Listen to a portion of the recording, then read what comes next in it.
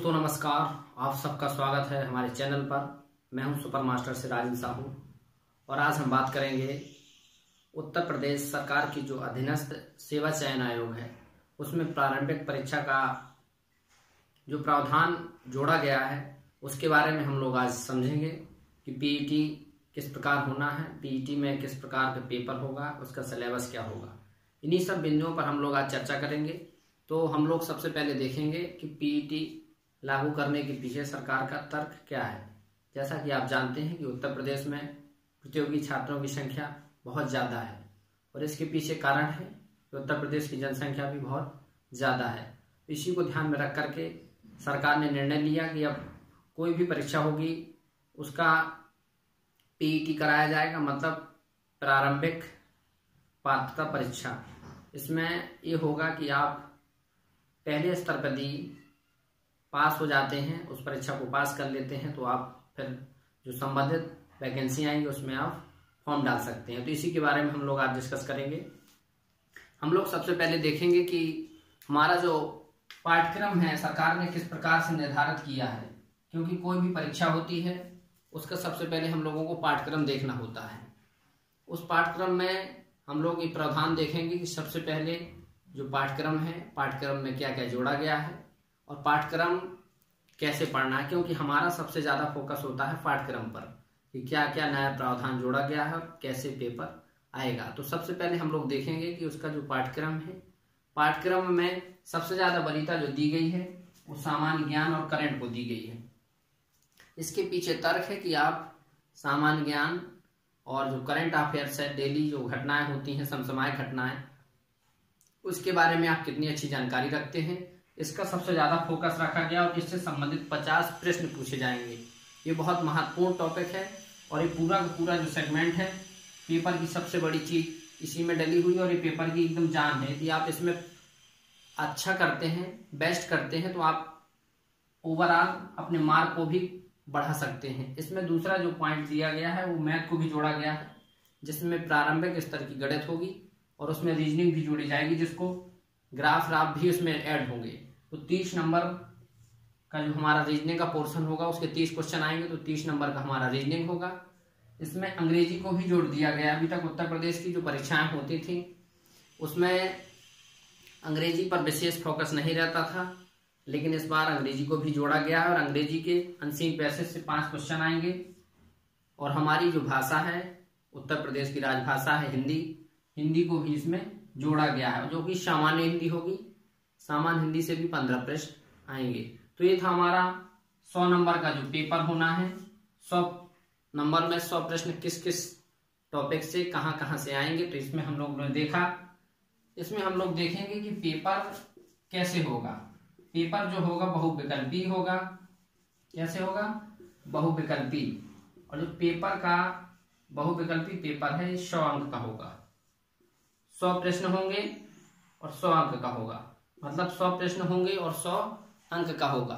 इसमें दूसरी चीज जो पेपर है उसमें माइनस मार्किंग है, मतलब माइनस मार्किंग जोड़ी गई है। वो भी माइनस मार्किंग कैसी?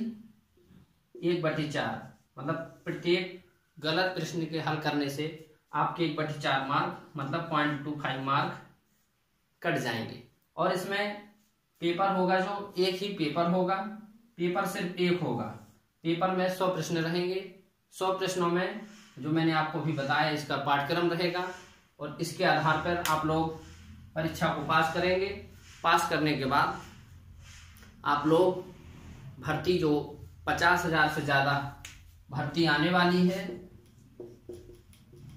50,000 से ज़्यादा भर्ती उत्तर प्रदेश अधीनस्थ सेवा चयन आयोग निकालने वाला है। इसकी जो परीक्षा है, इसका जो नोटिफिकेशन है अभी आने वाला है और 1 मार्च के बाद से इसका नोटिफिकेशन जारी हो जाएगा और ये मार्च के बाद अप्रैल या मई में इसके एग्जाम हो जाएंगे। तो आप लोग ध्यान देंगे कि अप्रैल और मई में इसका जो एग्जाम होगा पीईटी का, इसमें आप लोग पीईटी की तैयारी करेंगे तभी आप लोग इतने जल्दी से इसको तैयार कर पाएंगे। और ये पेपर वैसे ही होना है जैसे हम लोग जैसे स्टेट का पेपर देते थे, वो शिक्षक के लिए था, लेकिन इसकी जो पात्रता है इसमें और चीजें जोड़ी गई हैं। करंट जोड़ा गया है और इसमें भाषाएं तो जैसे हिंदी अंग्रेजी जोड़ी गई हैं, उसके साथ साथ इसमें कुछ रीजनिंग पे ज़्यादा फोकस दिया गया है, तो ये सब चीज़ें कुछ बढ़ा दी गई हैं। और इसके साथ साथ इसमें एक प्रावधान दूसरा ये होगा कि आप इसकी मार्किंग के बाद पास होंगे और पास होने के बाद आप फॉर्म डाल पाएंगे। दूसरी चीज में ये जोड़ा गया है कि आप जैसे कि पेपर में जो मार्किंग होगी, पॉइंट दिए जाएंगे, जो सिलेबस दिया जाएगा उसके आधार पर पीईटी होगा। और पीईटी में जो सब्जेक्ट हैं अपने आप में सब अहम हैं। सबसे ज्यादा इसमें करंट है। करंट पे हम लोग देखेंगे जैसे कि करंट कैसे बनेगा, क्योंकि करंट का जो पोर्शन है 30 लगभग प्रश्न इससे बनने वाले हैं। तो करंट कैसे बनेगा?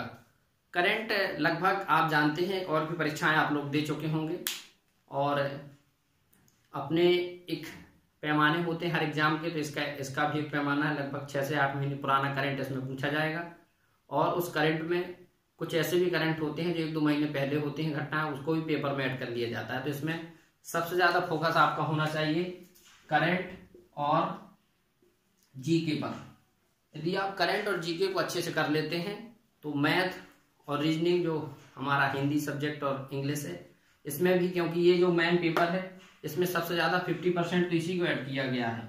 50% ये है, बाकी 50% में पूरा पेपर। तो पूरे पेपर में जब आप 50% अच्छा कर ले जा रहे हैं तो ऐसा होना चाहिए कि इसमें आप लोग भी 40 क्वेश्चन कम से कम कर पाएंगे। और 50% वाले पेपर में आप 40 के लगभग कर लेते हैं, तो 40 और 40 आपका जो पूरा मार्क है, लगभग 80% आप पेपर हल कर लेते हैं। लगभग 80 मार्क आपके आएंगे। और जब 80 मार्क आप आते हैं तो आप पात्रता परीक्षा को पास कर जाएंगे अच्छे मार्कों से, और उसके बाद आप किसी भी वैकेंसी में फॉर्म डाल पाएंगे।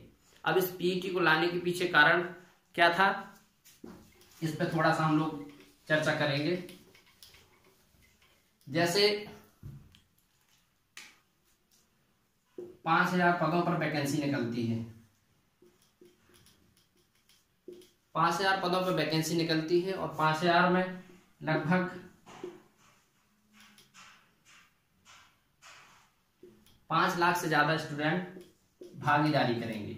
अब आप इसमें देखेंगे कि 5 लाख जो वैकेंसी में फॉर्म डाले गए हैं और 50,000 ही पद हैं, इसमें पेपर जो होता है उसकी गुणवत्ता भी प्रभावित होती है। इसमें प्रयास सरकार का ये है कि आप प्रारंभिक स्तर से ही लोगों को छांट लेंगे, तो पेपर जो होगा, जो मेन पेपर होगा, ये प्री कहलाएगा। जो मेन पेपर होगा उसमें गुणवत्तापूर्ण और अच्छे छात्र पहुंचेंगे और एग्जाम कराने में भी सहूलियत होगी। उसके साथ साथ लोगों का गुणवत्ता स्तर पर लोगों का चयन भी होगा, और पेपर का जो रोजगार देने की प्रक्रिया है इसमें भी थोड़ा स्पीड आएगी। ये था इस पीईटी के बारे में चर्चा।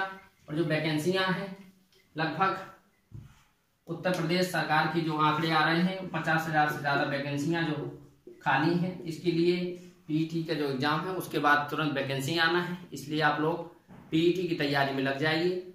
और मैं आप लोगों से यही बताऊंगा कि आप लोग पीईटी का जो पेपर है उसको बहुत आराम से पढ़िए, एक ऐसे सिस्टमेटिक ढंग से पढ़िए कि आप लोग, जैसे करंट है तो करंट का अलग सेगमेंट बनाइए, नोट्स बनाते हैं आप अलग अलग से बनाइए, सब्जेक्ट है हिंदी है उस पर फोकस करिए, और उसके बाद मैथ और रीजनिंग पर फोकस करते हैं आप, तो आराम से पेपर निकाल ले जाएंगे और पेपर में आपको किसी प्रकार की परेशानी नहीं होगी। आज के वीडियो में इतना ही, और हम लोग पीईटी से रिलेटेड और भी जानकारी लेकर आते रहेंगे। क्लास पीईटी की स्टार्ट करने वाले हम लोग, बहुत जल्दी पीईटी की सब्जेक्ट वाइज क्लास चलाएंगे। हमारे चैनल से जुड़ी रहिए, और आप लोगों को और भी एग्जाम से रिलेटेड जो भी जानकारियाँ होंगी वो हम आप लोगों तक पहुँचाते रहेंगे। धन्यवाद।